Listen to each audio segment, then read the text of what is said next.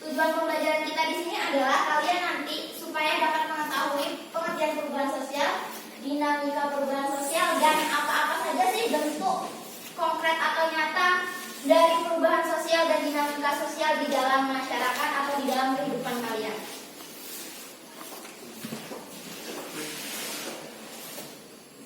Siapa yang nggak belajar? Apa belajar nggak belajar? Oke, kita yang langsung masuk ke sini ya. Pengertian perubahan sosial. Perubahan sosial menurut Immanuel Davis dapat diartikan sebagai perubahan-perubahan yang terjadi di dalam struktur dan fungsi masyarakat. Anissa Heria, silahkan jelaskan yang dimaksud struktur dan fungsi masyarakat. Struktur apa? Bagian-bagian fungsi dalam masyarakat.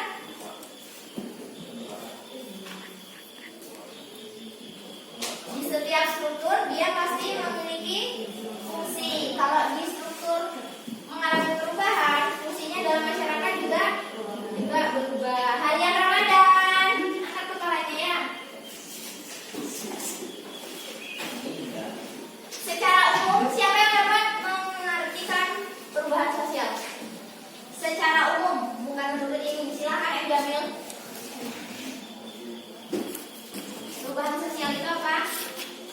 Di sekitar kehidupan kita pasti terjadi perubahan sosial, sudah pasti. Apa itu perubahan sosial?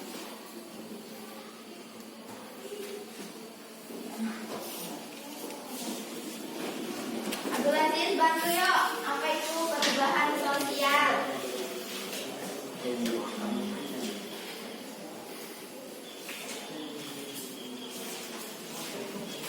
Perubahan sosial.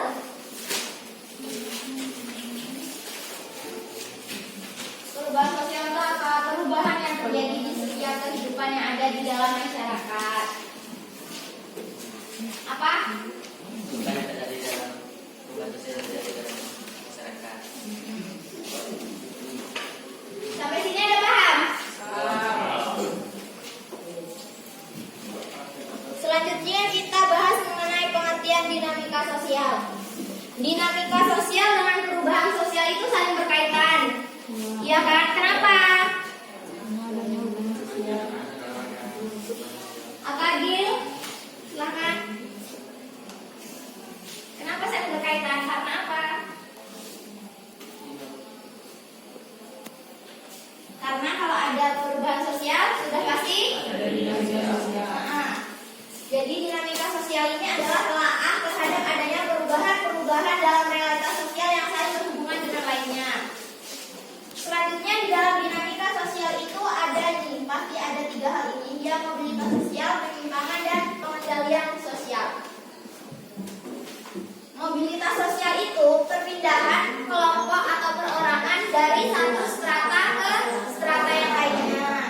Arahnya ada 2, dia ke arah atas dan ke arah bawah. Kalau yang ke arah atas kemarin apa yang dijelaskan contohnya? Iya, orang miskin yang menjadi orang kaya. Kalau yang arah bawah? Iya, orang kaya yang menjadi bangkrut orang miskin.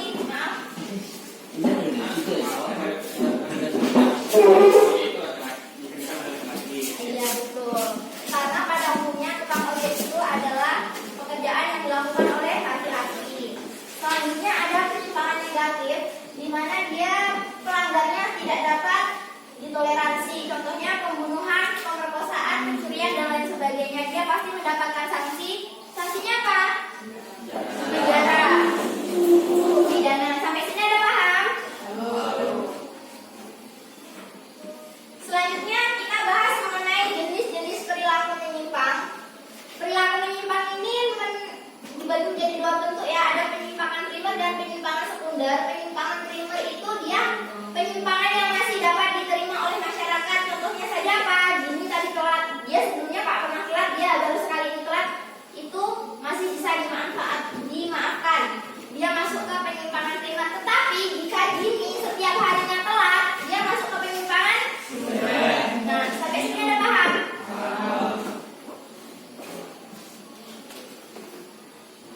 Kemudian penyimpangan menurut pelakunya dia juga ada dua ya, ada penyimpangan individual dan penyimpangan kelompok. Kalau individual itu dilakukan oleh satu orang, kalau kelompok dilakukan secara bersama-sama. Contohnya yang penyimpangan individual apa? Ya, Puspa mencuri, dia sendiri yang mencuri. Nah, itu penyimpangan individual. Kalau penyimpangan kelompok, gengnya si Puspa mencuri, merampok di rumah Jamil. Nah, ini masuk ke penyimpangan kelompok. Sampai sini ada paham?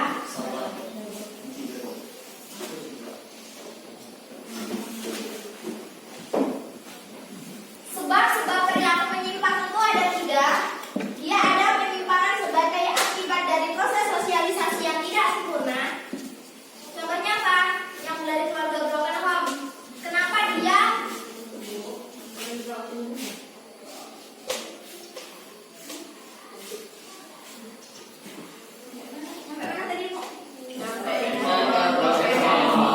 Ya, kenapa dia kalau broken home dia mencari perhatian orang lain karena dia kurang kasih sayang. Sosialisasi dari keluarganya ada yang kurang.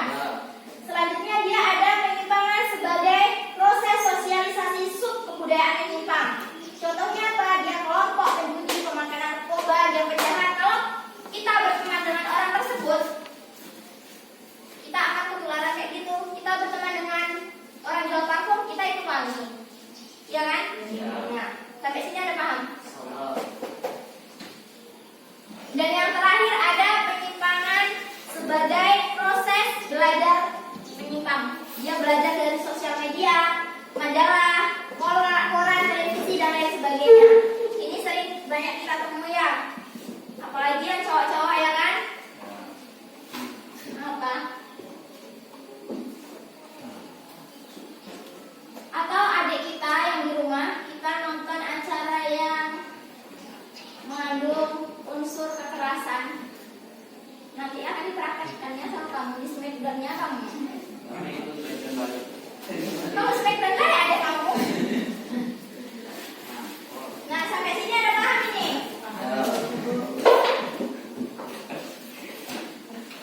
Selanjutnya bentuk-bentuk penyimpangan sosial. Yang pertama itu ada penyalahgunaan narkoba. Kenapa penyalahgunaan narkoba dikatakan sebagai perilaku menyimpang? Apa yang bisa dipakai?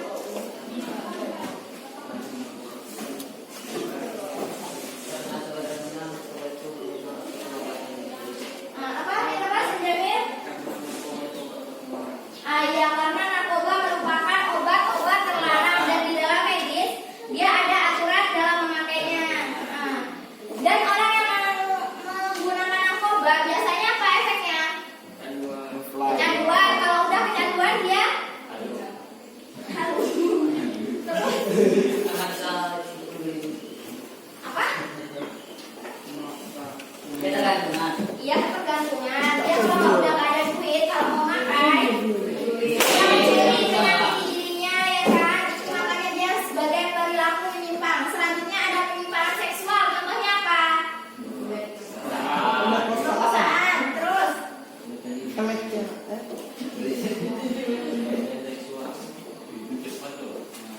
yang belum lama ini ada di berita TV ada penyimpangan seksual apa? Nggak ada TV kalian di rumah? Makanya jangan main game aja ya. Ada pemerkosaan. Terus ada yang lagi kemarin beberapa waktu viral, ada begal payudara. Terus ada pelemparan ya kepada orang yang lewat, ya kan? Nggak ada kalian nonton beritanya itu? Kasihan, makanya jangan main game aja. Penyimpangan seksual itu dikatakan menyimpang jika dia berlebihan karena pada dasarnya normanya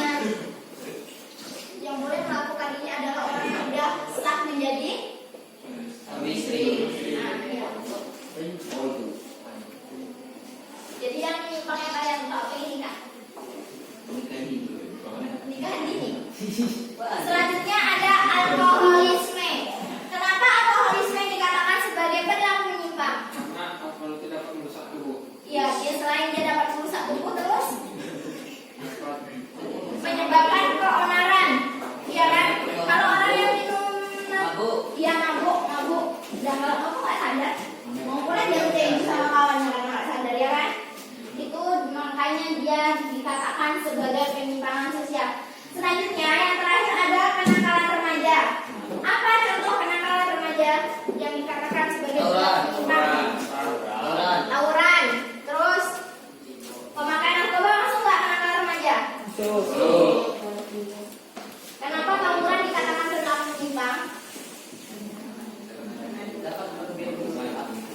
Karena pada dasarnya pelajar itu kenapa? Tugasnya apa? Belajar, bukan tawuran kan? Di sekolah kita nggak pernah ada sejarahnya tawuran dengan sekolah lain. Kalian jangan sampai seperti itu. Jangan pula kalian bikin rekor baru.